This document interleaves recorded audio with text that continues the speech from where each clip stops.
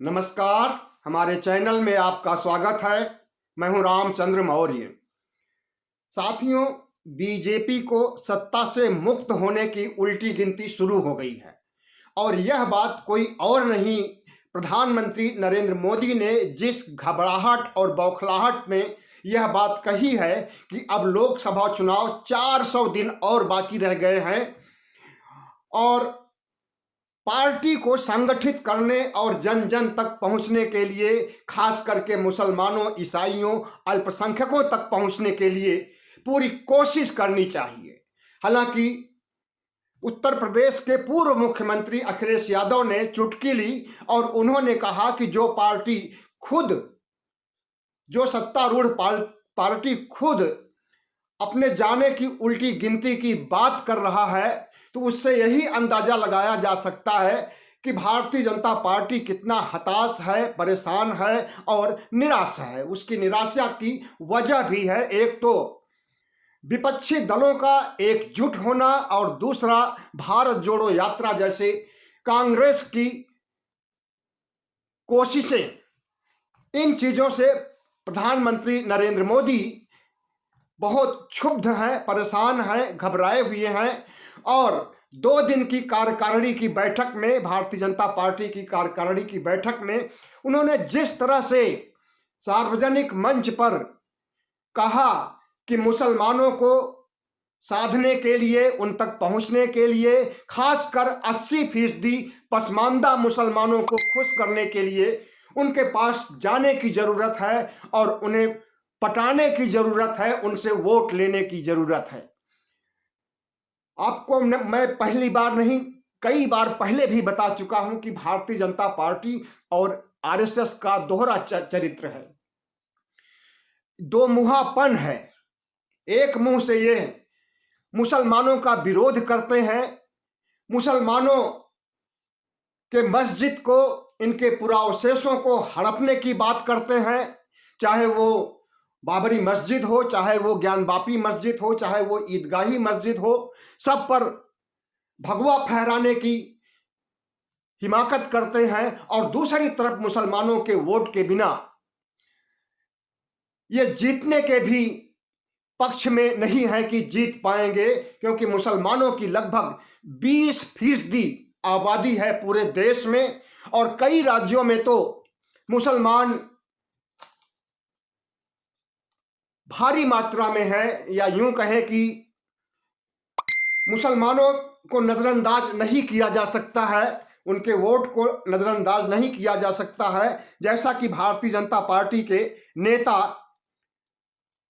कहते हैं कि हमें मुसलमानों की वोट की जरूरत नहीं है, 80 और 20 की बात करते हैं और उस 80 और 20 में 80% हिंदुओं को साधने, 80% हिंदुओं के उत्थान की बात करने और 20% मुसलमानों के साथ नाइंसाफी करने और उन्हें हेट स्पीच देने, मॉब लिंचिंग करने, आतंकवादी कहने, उनके घरों पर बुलडोजर चलाने के लिए जिस तरह से भारतीय जनता पार्टी के नेता आग उगलते रहते हैं, वो उनका पहला चरित्र है। और प्रधानमंत्री नरेंद्र मोदी जब कहते हैं कि पसमानदा मुसलमानों का मतलब होता है पिछड़े मुसलमान।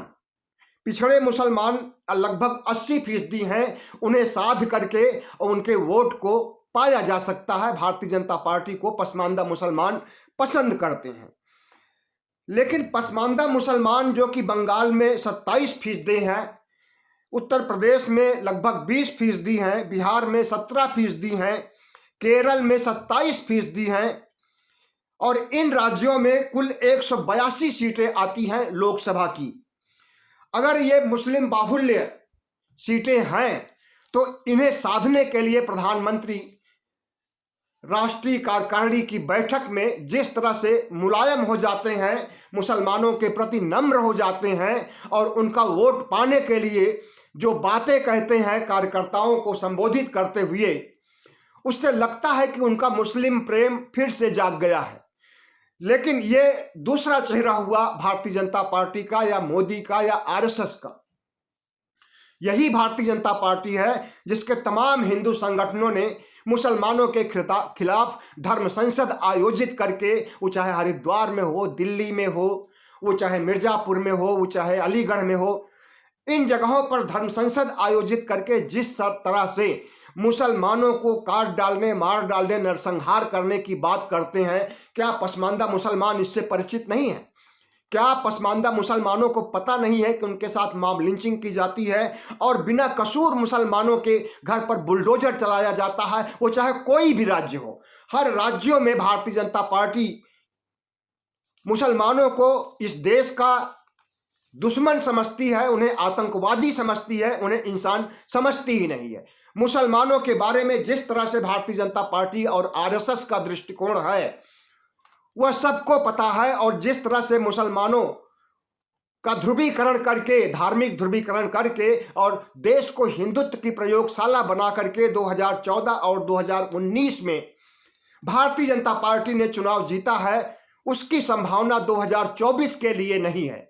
इसलिए मुसलमानों को साधने की बात प्रधानमंत्री नरेंद्र मोदी कर रहे हैं, और न सिर्फ मुसलमानों को बल्कि 18 साल से लेकर के 25 साल के युवाओं को जो कि बेरोजगार हैं, जिनकी बेरोजगारी की दर बढ़ गई है और आत्महत्या भी यही लोग ज्यादा कर रहे हैं, किसानों से भी ज्यादा आत्महत्या कर रहे हैं, इनको भी साधने के लिए प्रधानमंत्री नरेंद्र मोदी ने जो मंत्र दिया है अपनी पार्टी को और अपने पार्टी के कार्यकर्ताओं को, उससे क्या लगता है कि प्रधानमंत्री नरेंद्र मोदी और उनके कार्यकर्ता 20% मुसलमानों को पटा पाएंगे? साल भर उनके खिलाफ बयानबाजी होता है, साल भर उनके ऊपर बुलडोजर चलाया जाता है, साल भर उनका नरसंहार करने की बात कही जाती है, और CAA NRC ला करके उनकी नागरिकता खत्म करने की साजिश रची जाती है। हालांकि उस साजिश में वो सफल नहीं हो सके हैं और न सफल कभी होंगे। इस देश में जब उन्हें पता चला कि इस बार लड़ाई विपक्ष से नहीं, विपक्ष और सत्ता पक्ष के बीच में नहीं है, बल्कि सत्ता पक्ष और जनता के बीच में है। 140 करोड़ जनता जब एक तरफ खड़ी हो जाएगी और मोदी सत्ता एक तरफ होगी, तो मोदी सत्ता को कोई रोक नहीं सकता है। फिर से उन्हें 1984 और 1980 की स्थिति में जाना पड़ेगा। 1984 में इन्हें लोकसभा में सिर्फ 2 सीटें मिली थी।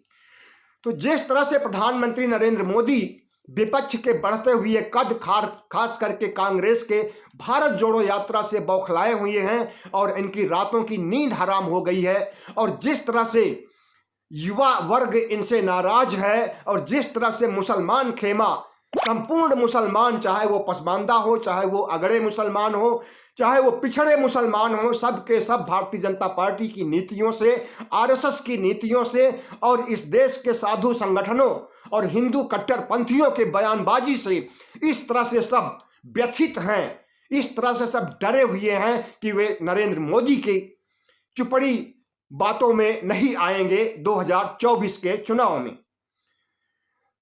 तो जिस तरह से प्रधानमंत्री नरेंद्र मोदी कहते हैं कि मुसलमानों को कपड़ों से पहचाना जा सकता है, मुसलमानों को बिजली दी जाती है, हिंदुओं को रमजान में और हिंदुओं को बिजली नहीं दी जाती है, दिवाली में और होली में, और यही वो नरेंद्र मोदी हैं जिन्होंने मुसलमानों को कुत्ते का बच्चा बोला था कि जब कुत्ते का बच्चा भी कार के नीचे आ जाता है तो बड़ी दया आती है।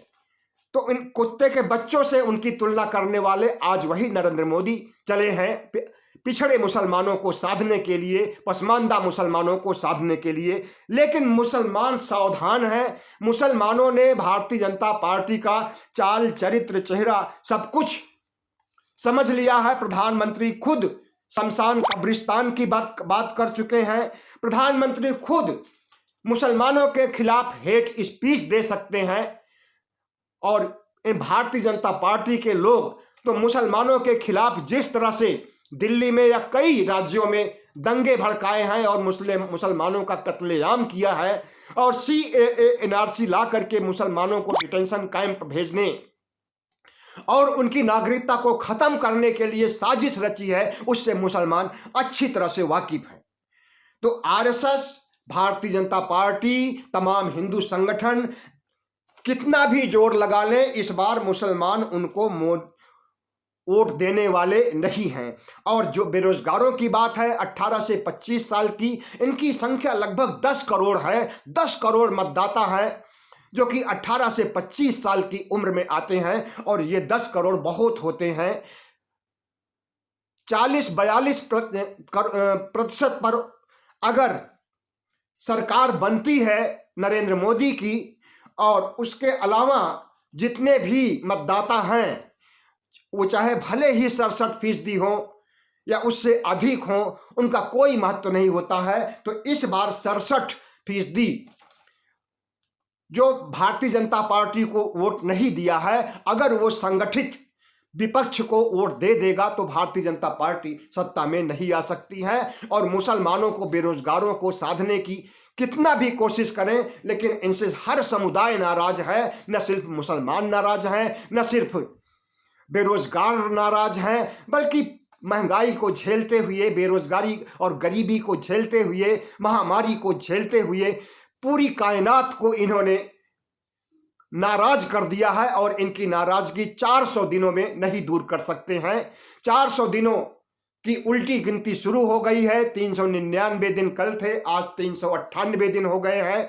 तो मोदी सत्ता को जाने की उल्टी गिनती शुरू हो गई है। जैसे 400 दिन पूरा होंगे और चुनाव होगा, उसके बाद फिर आरएसएस, भारतीय जनता पार्टी और तमाम कट्टरपंथी संगठनों को निराशा का मुंह देखना पड़ेगा। और बीजेपी मुक्त भारत होने में अब बहुत वक्त नहीं है। 2014 से लेकर के 2024 तक बहुत इन्होंने अत्याचार कर लिया और बहुत कुछ सहा इन्होंने इनकी कारगुजारियों से। और इन्होंने जिस तरह से देश को बेचने की कोशिश की, जिस तरह से कारपोरेट को माला माल करने की कोशिश की, कारपोरेट को इतना ज्यादा माला माल किया कि वो भारत का ही नहीं बल्कि दुनिया का नंबर 2 उद्योगपति बन गया। और जिस तरह से नरेंद्र मोदी ने मुसलमानों के साथ अत्याचार किया है, CAA NRC ला करके, मुसलमानों के ऊपर बुलडोजर चला करके और मुसलमानों के खिलाफ हेट स्पीच दे करके, जिस तरह से भारतीय जनता पार्टी ने इस देश का बेड़ा गर्क किया है, उसे देश भूलेगा नहीं। और 400 दिनों की उल्टी गिनती जो कि प्रधानमंत्री ने ही याद दिलाई है, वो उल्टी गिनती चुनाव की नहीं है बल्कि मोदी सत्ता को जाने की है उल्टी गिनती। और उल्टी गिनती शुरू हो गई है तो निश्चित रूप से मोदी सत्ता अब दोबारा आने वाली नहीं है। बीजेपी मुक्त भारत होने का समय आ गया है। बहुत बहुत धन्यवाद। हमारे चैनल को सब्सक्राइब कीजिएगा, लाइक कीजिएगा और शेयर कीजिएगा।